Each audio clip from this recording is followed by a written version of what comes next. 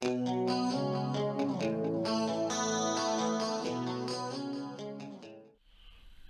today we are going to do a one-pot pheasant dish, and to me this really is the best way of cooking a pheasant.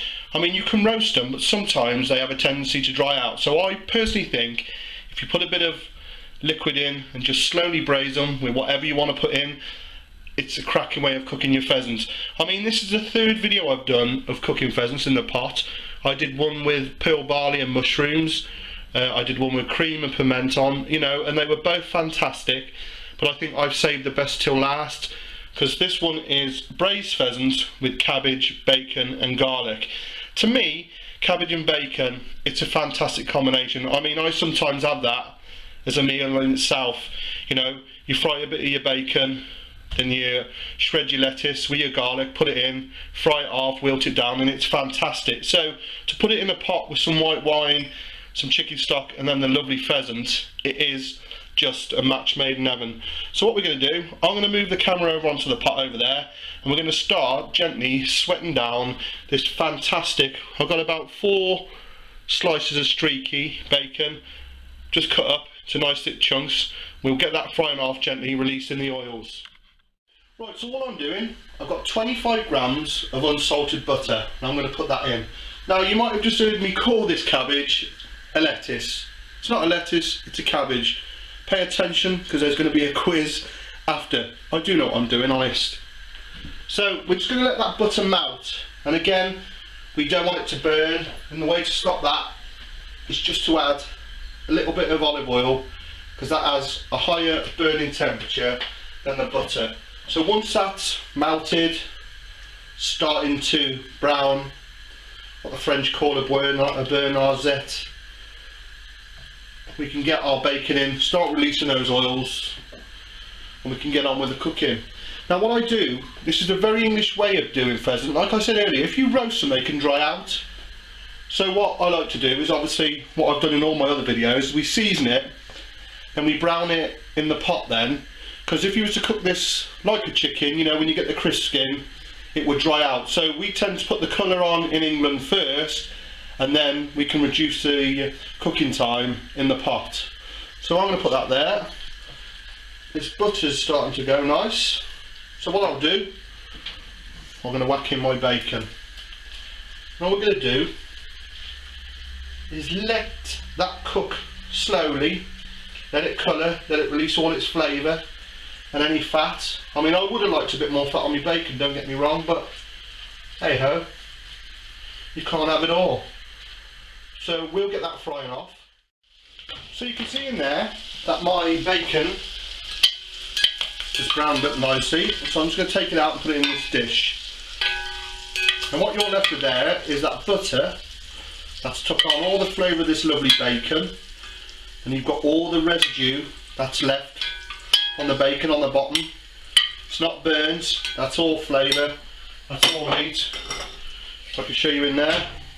And what we're going to do, we've got 10 cloves of garlic here, and what I want to do is just put them in, and I want them to take on a little bit of colour as well. And I'm just going to scrape the bottom of that pan. We're just going to add a little bit of colour to the garlic then. In the meantime, I've preheated my oven to gas mark 1. If you look up there, you'll see the Fahrenheit and centigrade conversion. So we'll just gently brown those off, and then we'll start putting some colour on that lovely pheasant. That's a hen pheasant, the best if you ask me for roasting and pot roasting. Right, my garlic's been in there a few minutes, stuck on a little bit of colour. It's time to work on that fantastic pheasant. So just take the time out of it, because we're going to use that in the recipe, all there for show. And all we'll do with that is get some pepper on it, and also some salt. We're just gently taking our time, going to brown that off in the pan. Fantastic. So Put it down, take your time. This takes about 10 or 15 minutes. Just gently manoeuvring it around, following, you know, the colouring, brown it all over. So while that's doing, I'm going to prepare this lovely Savoy cabbage. This is my new wooden block. That has got a story to it. Last year I did a video on cherries, wild cherries, and where I walk my dog there's a fantastic orchard of cherries, and I went walking the dog the weekend and they chopped them all down. I could not believe it, so I thought I'm going to have me a piece of that away. So all we've done with this cabbage is I've cut it into quarters and I'm just going to core it. It's that simple, and I'm going to go half again. So we got 8 pieces of this lovely, lovely English Savoy cabbage. Now it looks a lot, but it will wilt down. And I just want to mention one thing about the knife I use. I get a hell of a lot of questions because this knife, I use it for everything. Boning out, you know, actually butchering, slicing, carving.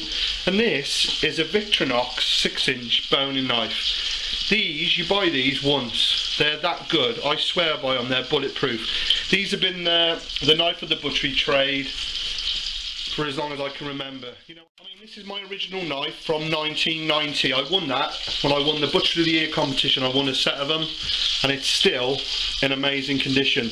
They're about £7 from Amazon in England, and that's delivered.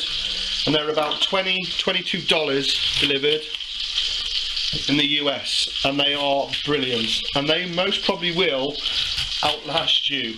I'm that confident. I've actually written to Victorinox to say, you know, I get so many questions, you know, I'm directing people, send me some. So there we have.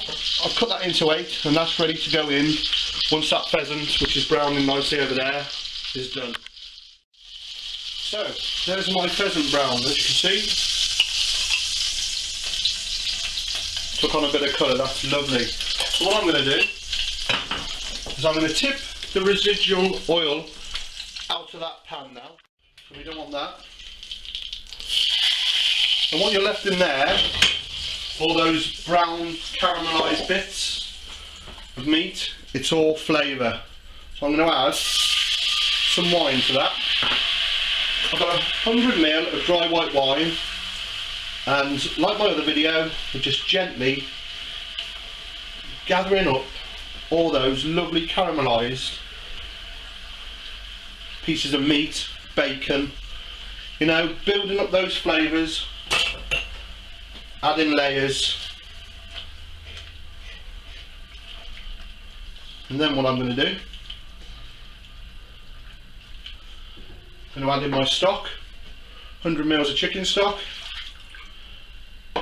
and I'm going to put in 3 sprigs of thyme. I'm going to put some meat under that. I'm going to just gently bring that to the boil, and then we're going to put in our cabbage. So that's just come up to the boil, so I'm just going to lay in my cabbage.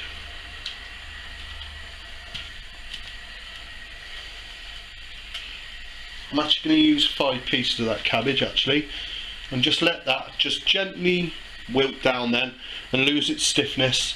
Then once that's happened, we can sit our pheasant on top, gently tuck in the bacon and the garlic, gas mark one in the oven, lid on, put it in, and we leave that on a very low heat, on a very slow ticking over braise for an hour and a half.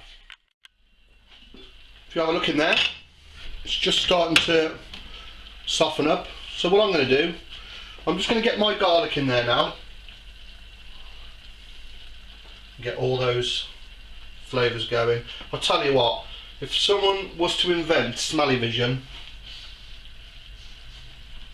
that is amazing. It really is. As it is, fantastic.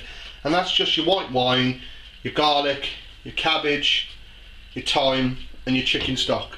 So I'll give that a few more minutes because I want that to go down a little bit more, and then we'll tuck that pheasant in. Okay, let's put this beauty to bed. I mean, there is some dishes you cook and you just instinctively know that they're going to be brilliant. I mean, the smell, like I mentioned, is awesome. So just trying to push it over a bit, and I'm going to rest my beautiful fezzy breast side down, so that's in that liquor. Any juices off there. I'm just going to tuck my bacon around the edge. I mean, you know, with these ingredients, this is going to be superb. Juices of that. Just make sure it's all pushed down, and then that lovely bird nicely tucked up in bed. Lid on. Like I said, gas mark 1, nice and slow, and we'll see that again in an hour and a half. Okay, so this lovely braised pheasant with cabbage and bacon has been in my oven, gas mark 1, slow and low, baby, that's the way to cook it, for an hour and a half, and it smells fantastic. So what we're going to do, I've cooked that pheasant on its breast. Just going to turn it over. Oh man, that looks stunning. Turn it over. I'm going to put the lid on. I can pick it up. He's done. And we're going to let that rest now in there. Not touch it for 20 minutes, and then we can dish it up, and it will be tip top. Okay, I can't wait any longer. This been browned off, and it's been in the oven for an hour and a half braising. We've let it cool for 20 minutes. Time to get into it, and I'm just gonna, oh yeah, dismantle it. Hot again. Just can't wait. Take off that one leg. With that leg, straight down through the joint. Give us one drumstick, one thigh. Let's take that other one off. Just snap that leg joint out. Like that. Through the joint, another thigh and a drumstick. And because I can't wait, I'm going to hold it with the tongs like my other video. Cut straight down that breast. Smells fantastic.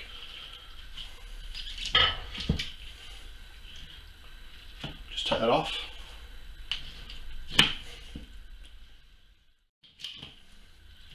Take that breast off. Try a bit of that. I'll just give that a wipe. So, there's my plate. And obviously in here we've got all that lovely cabbage, bacon, cloves of garlic. Look at that. Oh man. Take out that thyme branch.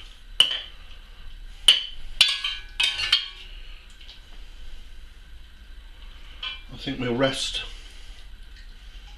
the one thigh there. Stick those up. And then get our breast, cut the wing off,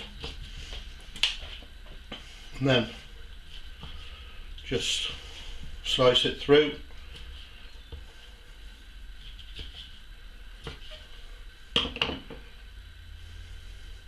Put that on the plate. Same with this other.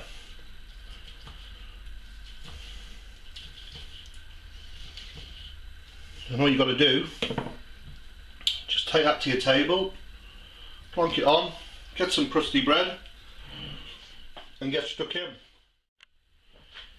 Got to admit, that's looking good. So I shall take a few bits of breast, like that, leg, drumstick, thigh, get me some of that lovely cabbage, bacon and garlic, try a bit of that sauce, and that will be fantastic. Have a go. Sorry, I know you have to watch this, but can't wait. I just want to show you how well that's cooked, that breast meat. Tender, and that cabbage. Oh, sorry about that, I just couldn't stop eating it. Make sure you give this a go, and like I said before, you can never have too many pheasant recipes up your sleeve. So, thanks for watching. See you again next time. Well, I'm not going to lie to you guys. My favourite dish of pheasant was always that one braised with pearl barley and mushrooms, but that has just gone to the top of the charts. That is fantastic, and all that garlic just melts down through it. It's unreal. Please, please give it a go. All the best.